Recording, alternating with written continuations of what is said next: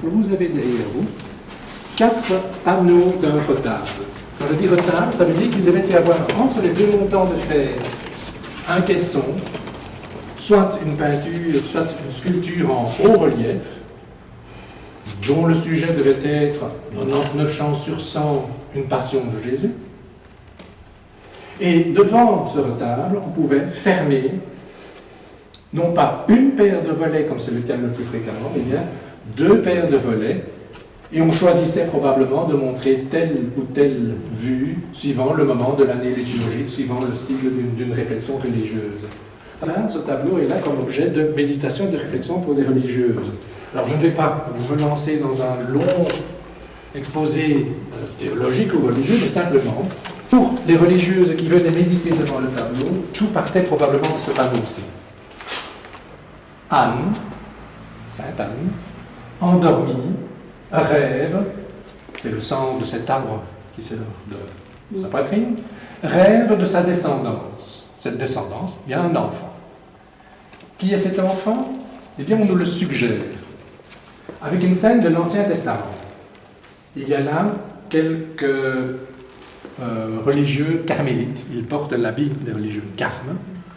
En fait, c'est une allusion au prophète Élie, qui, nous dit la Bible, s'est retiré sur le mont Carmel, au nord d'Israël. Il s'est retiré pour prier sur le mont Carmel à une époque très perturbée pour Israël, parce que le pays connaît une sécheresse terrible. L'agriculture est très compromise et l'avenir de la population est même menacé par la pauvreté qui va être la conséquence de cette sécheresse. Alors les gens viennent pleurer chez Élie, mais qu'est-ce qui se passe? Dieu nous a abandonnés. Et Élie les interrompt. Non. Moi, je regarde vers la mer, au loin, du haut du Carmel, et moi, le prophète, je vois des nuages. Et effectivement, dans le partie supérieure du tableau, il y a une vague nuée que le prophète est seul à voir, mais qui est promesse de pluie, qui est promesse d'espérance, de salut pour le peuple d'Israël. Or, si je reviens à l'enfant, vous remarquez qu'il est dans la ligne. Lorsque le prophète annonce le salut, en fait, c'est l'enfant qu'il désigne. Alors, qui sera cet enfant? Ben, la suite du récit ne se trouve pas dans la Bible, mais dans la légende dorée. Cette Anne, d'après Jacques de Voragine, était mariée 3 fois. Une première fois avec Zébédée, dont elle aura une fille, qu'on appellera Marie. Et pour l'identifier, ben, ça sera Marie Zébédée. Elle se mariera une seconde fois avec un certain Salomé, dont elle aura une fille. Et cette fille, on l'appellera Marie. Et pour ne pas la confondre avec l'autre, ça sera Marie Salomé. Et puis, elle se mariera une troisième fois. Elle aura une fille qu'on appellera Marie, son surnom, puisque c'est celle que tout le monde connaît, celle qui épousera Joseph.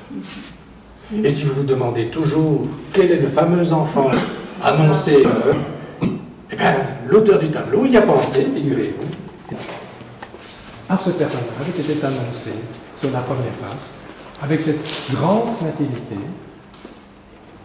On a tout le récit qui commence par l'annonciation, l'ange qui apparaît à Marie, et puis Marie va aller rendre visite à sa cousine Élisabeth.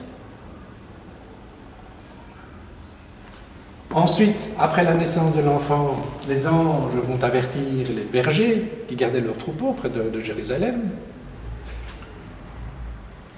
On chante encore toujours que les anges dans nos campagnes annoncent, etc.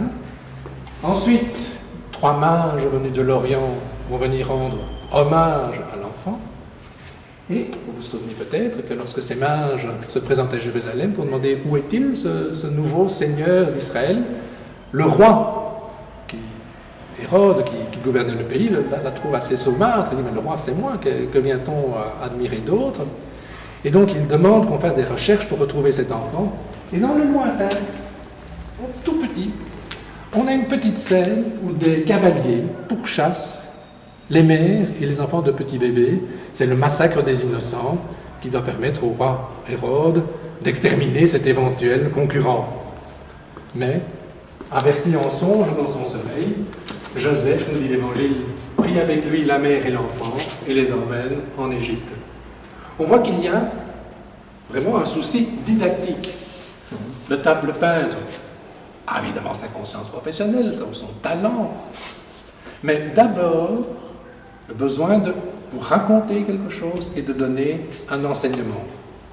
Et c'est son talent personnel qui fait qu'on apprécie encore, 4 siècles après, la qualité, que ce soit de la composition de l'ensemble, que ce soit les détails, quand on regarde par exemple le rendu des vêtements, voire même de tout petits détails. Je vous ai dit que le tableau venait de l'abbaye, et je peux vous le prouver.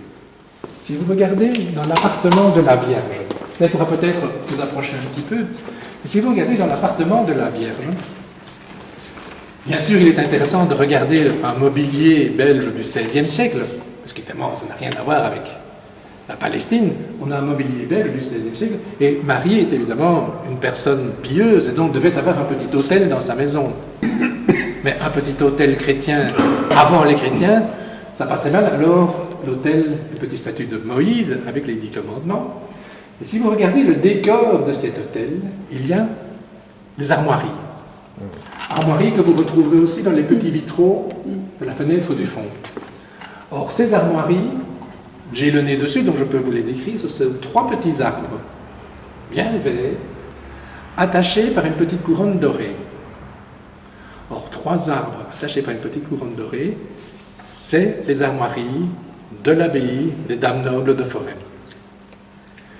C'est tellement historique que si vous regardez à la maison communale, j'ai essayé d'observer les armoiries de la commune de Forêt, c'est la reprise de ces armoiries de l'abbaye, avec en plus une main qui tient une crosse abbatiale. Et donc c'est bien ces mêmes armoiries dont nous avons hérité de l'abbaye de Forêt. Et l'abbesse qui a commandé le tableau a bien tenu à ce qu'on marque que c'est à nous.